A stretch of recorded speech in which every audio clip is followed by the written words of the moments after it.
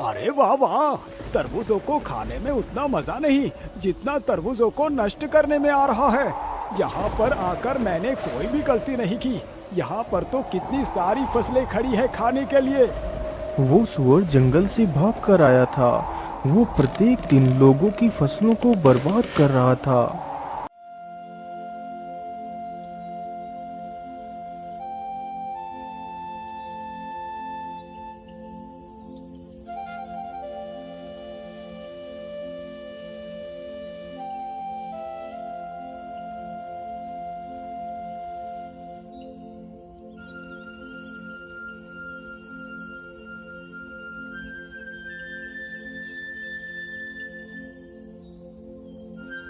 हे भगवान, ये क्या हो गया? मेरे खेत के तो सारे तरबूज उस दुष्ट सुअर ने बर्बाद कर दिए। अब मैं क्या करूंगा? अपना पेट कैसे पालूंगा? इन तरबूजों को बेचकर ही मैं अपना घर चला रहा था, परंतु उस दुष्ट ने मेरा सारा खेत बर्बाद कर दिया।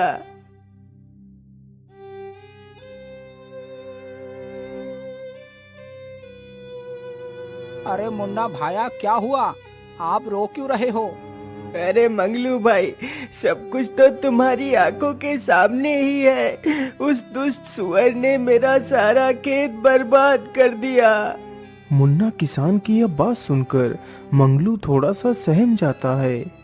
हे भगवान, यदि वो दुष्ट सुअर यहाँ तक आ गया तो कहीं उसने मेरे खेत को भी तो नहीं बर्बाद कर दिया। चलो जल्दी से मैं अपने खेत पर चलकर देखता हूँ। इतना सोचकर मंगलू अपने खेतों की तरफ जाता है तो देखता है उसकी सारी फसल एकदम ठीक है।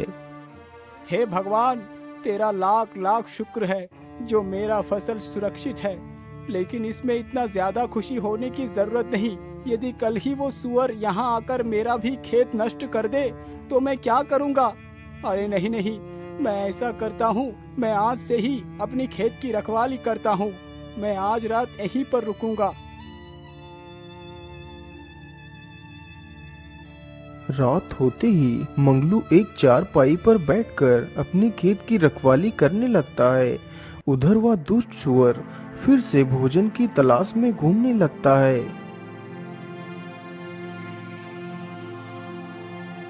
इधर तो खाना दिखाई नहीं दे रहा। मैं ऐसा करता हूँ, उधर को ही चलता हूँ जहाँ कल ढेर सारे तरबूज खाए थे। इतना सोचकर सुअर उधर को ही चल देता है जिधर मुन्ना का खेत था। रास्ते में ही मंगलू का भी खेत पड़ता था जिसमें मंगलू ने खरबूजे बो रखे थे। अरे वाह, इधर से कितनी अच्छी खुशबू आ रही है। चलो इधर को ही चलता हूँ। वैसे भी कल तो मैंने तरबूज खाई ही थी, आज कोई नई चीज का स्वाद लेता हूँ। इतना सोचकर सुअर मंगलू के खेत की तरफ बढ़ता है। सामने से सुअर को आता देख मंगलू के पसीने छूट जाते हैं। अरे बाप रे बाप, इतना बड़ा सुअर! इसके दांत तो कितने पैने लग रहे हैं। ये तो कितना खतरनाक है। अरे हट हट, भाग जा, भाग दुष्ट सुअर, नहीं तो मैं तुझे मार डालूंगा। इतना बोलकर मंगलू डंडा लेकर सुअर की तरफ बढ़ता है, लेकिन सुअर मंगलू से बिल्कुल भी नहीं डरा। वहां से भागना तो दूर, सुअर और उल्टा मंगलू पर हमला करने के लिए आगे बढ़ता है और मंगलू को पूरे खेत में दौड़ाने लगता है। अरे अरे मूर्ख सुअर, तू यहाँ क्या कर रहा है? मेरे ही खरबूजे खाकर मुझ पर ही हमला कर रहा है। मुझे लगता है ये सुअर पागल हो गया है। अरे भागो!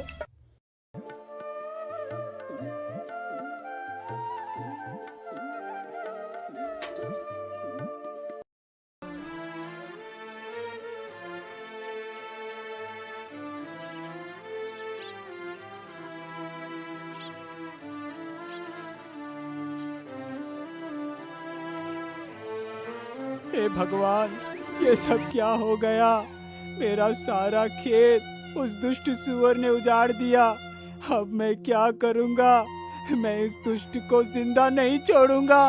अरे मंगलू भाई, उस दुष्ट सुअर का तो आतंक बढ़ता ही जा रहा है। लेकिन मुन्ना भाया, आखिर हम उस दुष्ट जानवर का कर भी क्या सकते हैं?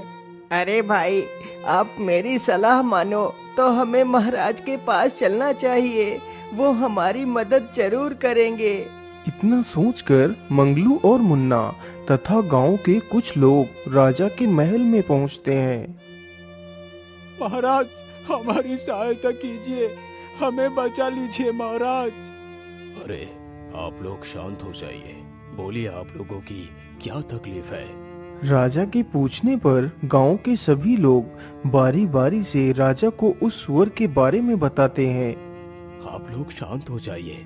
मंत्री जी, उस सुअर ने जिस जिसको भी नुकसान किया है उसे 10-10 सोने की मोहरें दे दी जाए और पूरे राज्य में ये घोषणा करवा दो, जो कोई भी उस सुअर को जिंदा या मुर्दा लाकर मुझे देगा तो मैं उसे मुंह मांगा इनाम दूंगा। राजा का आदेश होते ही सैनिक पूरे राज्य में घूम घूम कर घोषणा करने लगते हैं। सुनो सुनो सुनो, हमारे राज्य में एक दुष्ट सुअर घुस आया है। यदि कोई भी इंसान उस सुअर को जिंदा या मुर्दा पकड़कर महाराज के सामने पेश करेगा तो महाराज उसे मुंह मांगा इनाम देंगे। सुअर इतना ज्यादा खतरनाक था कि किसी की भी हिम्मत नहीं हुई कि उसे पकड़ने के लिए जाए और अपनी जान जोखिम में डाले।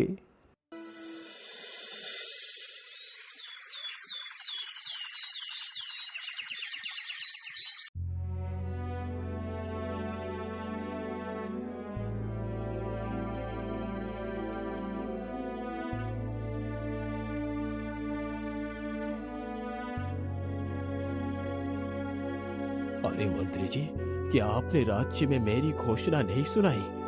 अभी तक कोई भी व्यक्ति उस सुअर को पकड़ने के लिए क्यों नहीं आया? महाराज, मुझे क्षमा कीजिए, लेकिन मैंने पूरे राज्य में यह घोषणा करवाई थी। महाराज, मुझे लगता है वह सुअर बहुत खतरनाक है, इसलिए कोई भी व्यक्ति जानबूझकर अपनी जान को जोखिम में नहीं डालना चाहता।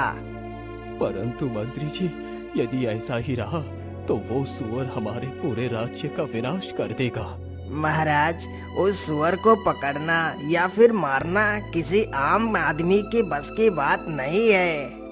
मंत्री जी, मुझे लगता है मुझे अपनी शर्त को बदलना होगा। इसीलिए मंत्री जी, तुम जाओ और पूरे राज्य में ये घोषणा कर दो, यदि कोई भी मुझे उस सुअर को जिंदा या मुर्दा पकड़ कर देगा तो मैं उसे अपना आधा राज्य तथा अपनी राजकुमारी की विवाह भी उसी वीर के साथ करवा दूंगा। सुनो सुनो सुनो, राजा ने अपनी शर्त बदल दी है।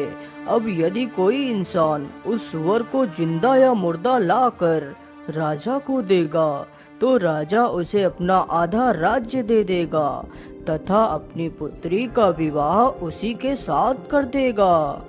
सैनिक पूरे राज्य में यह घोषणा करते हैं। उन सैनिकों की बात दो भाई चुपचाप खड़े होकर सुन रहे थे।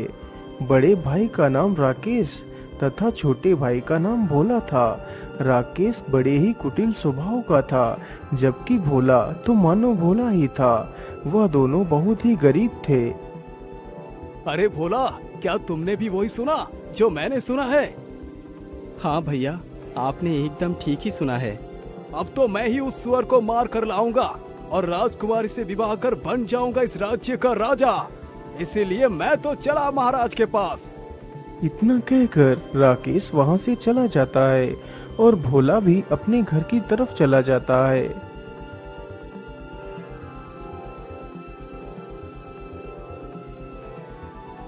महाराज, मैं लाऊंगा उस दुष्ट सुअर को मारकर। राजकुमारी से तो सिर्फ मैं ही विवाह करूंगा। आप विवाह की तैयारी कीजिए महाराज, मैं जल्द ही वापस आऊंगा। इतना बोलकर राकेश जंगलों की तरफ चला जाता है। उधर उसका छोटा भाई भोला अपने बीमार पिता को सारी बात बताता है। पिताजी, इसके अलावा हमारे पास और कोई दूसरा रास्ता नहीं। ऐसे तिल तिल मरने से अच्छा है कि कोई वीरता भरा कार्य करता हुआ मर जाऊं। पुत्र, तुम ऐसा क्यों बोल रहे हो? तुम अपने आप को ही क्यों कोसते रहते हो? पिताजी, और मैं क्या करूं? एक बेटा होने का मैं कोई भी फर्ज नहीं निभा पा रहा। यदि मैं आपका दवाई भी नहीं ला पा रहा तो मैं कैसा बेटा हूं पिताजी? भैया तो कुछ भी नहीं करते, दिन भर इधर उधर घूमते रहते हैं। मैं अकेला घर नहीं चला पा रहा पिताजी, मैं क्या करूं? पुत्र, तुम दुखी मत हो, भगवान पर भरोसा रखो, सब कुछ ठीक हो जाएगा। पिताजी, यदि सचमुच भगवान सब कुछ ठीक कर देंगे तो मैं भगवान के सहारे ही उस दुष्ट सुअर को पकड़ने के लिए जाऊंगा। यदि ईश्वर ने चाहा तो मैं जरूर अपने मकसद में कामयाब होऊंगा। ठीक है बेटा, यदि तुम्हारी यही इच्छा है तो तुम जा सकते हो। जाओ पुत्र, ईश्वर तुम्हारी सहायता अवश्य करेगा। ठीक है पिताजी, अब मैं चलता हूँ। इतना बोलकर भोला महल की तरफ चल पड़ता है और जल्दी ही महल में पहुंच जाता है। महाराज, मुझे आपकी शर्त मंजूर है। मैं लाऊं